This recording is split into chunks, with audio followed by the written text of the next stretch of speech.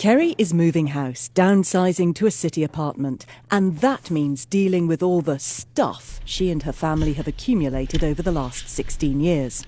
This is the stuff that we're keeping and putting into storage. If people didn't buy things, the US economy would probably collapse. But there is a backlash to consumerism. A growing number of Americans, like Kerry, are trying to live with less. What do you do with it, Does it just gather dust and you keep it or hoard it or, just have it to have it? Or do you use it? Is it functional? And so I think that's part of the lens that you have to use in making these decisions about what to keep and what to, give away.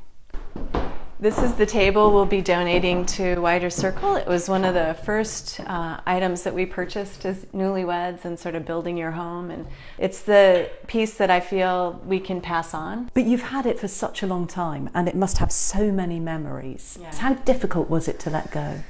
Part of it was difficult in terms of making that decision, and part of it was able to see that it would go on to be used and not just collecting dust.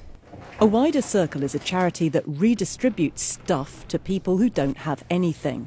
Staff are kept busy because Washington has one of the biggest wealth gaps in the country. Stuff is much more than stuff. Stuff touches on our emotional and our spiritual states, and that's what I see happening. When we transfer items from one family to another, we change everything about that family that gets it, and then we also change everything about the family that gives it. 18% of people in Washington live in poverty, well above the national average. Every day the charity's warehouse empties. This is your dining room table. Oh wow, that is beautiful. But can Kerry's table really make a difference?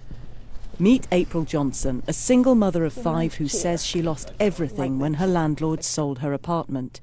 For the last 6 months, she and her children have been staying at her mother's house. It's really hard once you're used to having your own, and then all of a sudden you have to give it all up, and then to live with someone else, especially when you have children, it's really hard. But I dealt with it. I prayed. All right, guys, you can place the table right here in the middle. April now has a new home, and so does Kerry's table. So April, it's here. What difference does having a table make to you? Now we can sit down and have a dinner as a family, so it makes a lot difference versus sitting on the floor eating. Say, yay, we have a table!